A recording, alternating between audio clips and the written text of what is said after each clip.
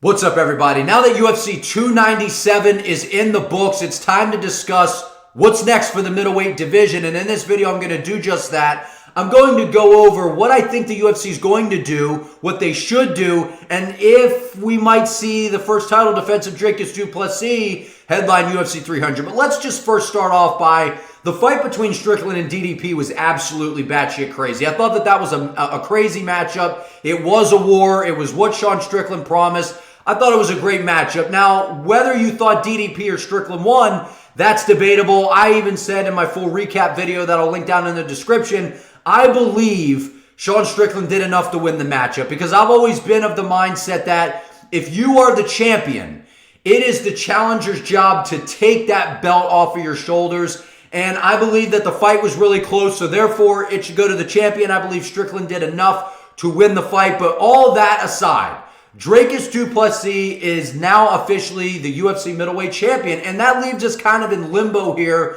with a couple of options, and I'm going to lay out those options as we go here. But guys, I want to highlight, I touched on this in my recap video, I don't believe that the UFC should do Israel Adesanya versus Dricus Du Plessis at UFC 300. Now, I don't necessarily have a problem with Adesanya coming back and fighting DDP. The problem I have, though, is the fight with Strickland was so close. It was razor close. It was a split decision. So how are we going to sit here and not run that back? I believe that Strickland versus DDP is a sensational fight. I think the rematch sells because, first of all, Sean Strickland is now one of the biggest stars in the UFC. He's one of the biggest names. He's very entertaining. He's very exciting. And I believe that the UFC is going to look to try to move some pieces around to keep Sean Strickland in that title conversation, keep him at the top of the heap in the division. But guys, I think it's hard to say that we shouldn't get a rematch. But I don't believe the UFC is going to give Sean Strickland the immediate rematch, even though they should. I believe they're going to look to do Israel Adesanya versus Dricus Du Plessis. And it's not that I don't like the DDP Adesanya matchup. It's the fact that Adesanya, in my opinion, does not deserve a title shot right now. You know, I know that he had the belt. Alex Pereira, is able to get the job done at UFC 281. They come back at UFC 287. Adesanya with the crazy knockout. Then at 293, Strickland walks through him. And then he's like, I'm taking some time off. So it's like, you got your immediate rematch against Poatan. Fine. You go out there, you basically get dominated by Strickland, and then DDP goes out there and beats Strickland. You're just going to walk into a title shot? Like, I mean, I get it. Like, Adesanya is a big name. He's got, he's got the fashion, the striking, and I get it. But I don't believe that matchup should happen at UFC 300. If you're going to book it, whatever. I think the UFC is going to. But this is why I don't think that this should happen at UFC 300. The things to consider, guys, is everyone's so quick to be like, ooh, well, just add it to UFC 300. If Ilia Topuria wins, add him to UFC 300. It's like, that's just not how it works, right? I mean, there's a lot that goes into this, guys. I mean, Dricus Du Plessis took a lot of damage in that matchup. So did Sean Strickland with I think it was a headbutt that cut him. So, I mean, I've said before, what affects quick turnarounds for guys is cuts, broken bones, and tears. And if you have a cut, if you got some broken bones, you got some tears, you're going to be away. So Sean Strickland, I know he didn't retain the title. He's kind of off the table for UFC 300. And then we look at DDP because he's the guy with the belt. I mean, his face didn't look particularly good to me after the fight. And I know that that's right after the fight, and a lot of that's bruising and swelling. And you give it about a week or two, those things will start to come down. That's exactly the problem. Because here we are, it's January. At the end of January, we got February, March, April is when UFC 300 is. So wait a minute. You're telling me that DDP, after the crazy fight that he just had with Strickland, he's going to have to fly back to South Africa, and South Africa is going to be absolutely, they're going to be going crazy when this dude touches down in the airport, man, because you could see they were showing the live cam reactions back in South Africa. Like, they are so behind this guy. He wins the belt. Let him enjoy it. That's what they let everyone else do. And they're going to try to turn this guy around and force him into a fight with Israel Adesanya at UFC 300 where he just was in a war, and it's a really quick turnaround. Now, guys, the only way I see it happening is money talks, right? If the UFC is like, hey, man, we know you don't really want to do this, but we'll pay you, then money talks, right? But if I'm DDP, I've said this numerous times. If Strickland or DDP won this fight, I am not giving Israel Adesanya what he wants. I am not letting the UFC dictate and help Israel Adesanya be like, we're fighting on Izzy's terms. Whenever Adesanya wants to fight, that's when we'll book this fight. Because the last time I checked, DDP's the champion. DDP should realistically fight when he's ready to fight because he's got the belt.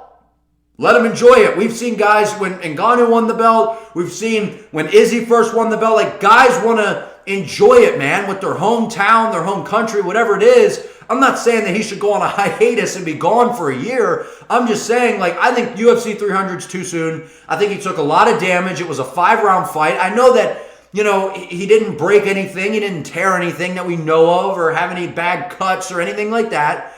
But the turnaround, I don't like the time frame. I don't like the turnaround. I would like to see DDP, you know, get to spend some time, enjoy the win, you know, really get a full fight camp, be fully healed and ready to go in a crazy matchup with Israel Adesanya that's going to have a lot of animosity, a lot of bad blood. But that's exactly the reason that I think that the UFC may try to push this to UFC 300 because we've been going back and forth. Everyone in the MMA community has kind of given their take on what we think of UFC 300, and I've always been very adamant saying that I believe that this is going to be a really good card at the end of the day. The question is, the main event is what's going to kind of outline the rest of the card. And if they were waiting to see what happened in this matchup, you know, because this is a huge fight between Adesanya and DDP, the whole Africa thing, which I don't really understand the whole thing, so I'm not really going to speak on it. I don't really get the whole beef to it. You guys can enlighten me in the comments, but either way, the guys don't like each other, so it's marketable, and the UFC is going to push it. They had that interaction back when DDP beat Robert Whittaker, the whole in the cage thing with Adesanya. We get all that. So it's a big fight. I just don't think it should happen at UFC 300. I would like to see DDP get to take some time, fully heal before you have to hop right back into a camp. And everyone's like, well, what does he need all that time for? We're looking at a week to 2 weeks of recovering off of the damage that he just took to then hop right into a fight camp, start, you know, beating up your body again for a quick turnaround against not just some guy, right? I mean, whether you like Israel Adesanya or not, we're talking one of the greatest counter strikers we have ever seen in mixed martial arts, one of the best strikers, period. Now, I know Adesanya's had some boring performances, but we cannot deny the greatness of Adesanya. I mean, the guy has defended the belt numerous times. He's been in several title fights. You know, he's one of the best middleweights of all time, if not the best. And we want DDP to be fully prepared coming into this matchup. Now, I think DDP would be ready, and I think that he would be able to, you know, possibly get the job done.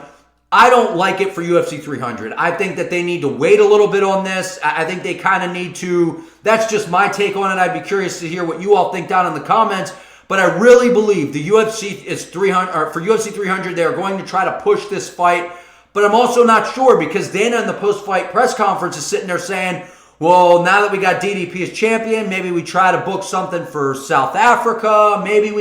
So I don't know if they're looking to do this for UFC 300, but to me, if they're looking for a main event that checks the boxes, that's a fight that checks the boxes. And I know a lot of people are going to say, well, we want to see Adesanya versus Chimaev. That makes more sense.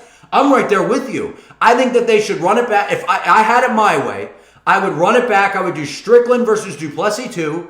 And on UFC 300, I would do Israel Adesanya versus Khamzat Chimaev. And the winner of Khamzat and Adesanya fights the winner of DDP and Strickland for the belt. In my opinion, that's the perfect scenario that the UFC could do. They aren't going to do that because at the end of the day, we've seen, guys, it's a business. And this fight absolutely sells with DDP again and Adesanya. It makes sense in terms of the business side. And I know everyone's going to be like, well, but we don't care about that because we want to see the next guy in line. And it's like, the UFC is a business, guys. Like, no offense. Like, the UFC doesn't care what you think. They're going to do what makes the most money, what gets the most clicks online. And that's exactly what they're going to go with. And does DDP versus Adesanya not check those boxes?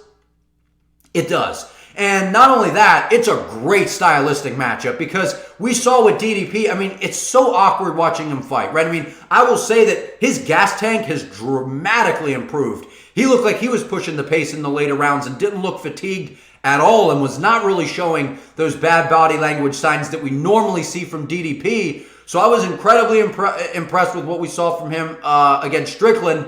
But Adesanya is a different puzzle, and styles make fights, and I know it was, Dricus beat Strickland, so he should just beat Adesanya. It's like, guys, it doesn't work like that, because Dricus is aggressive. He wails and flings a lot of his shots like this, and it's like, that seems a little bit disastrous when you're fighting a pinpoint striker like Izzy. You know what I mean? Because Izzy loves to take advantage of guys pressing forward, coming after him, to a degree. Strickland has an awkward style, and maybe Izzy was a little bit checked out heading into that matchup, not to take anything away from Strickland. And we have seen a boxing deficiency from Adesanya. So is it too soon for Izzy to come back? I don't know. He said 2027, which we all know that was a load of crap, right? I mean, I feel like we can all agree on that. We know that we're expecting to see Adesanya back in the octagon very soon. The question is, will it be at UFC 100 or UFC 300, and will it be against DDP? That's yet to be seen. Dana says we're going to get a main event announcement soon, but I want to know what you all think. Like this video, comment your opinion down below in the comments, subscribe to the channel. I appreciate you all. See you next time.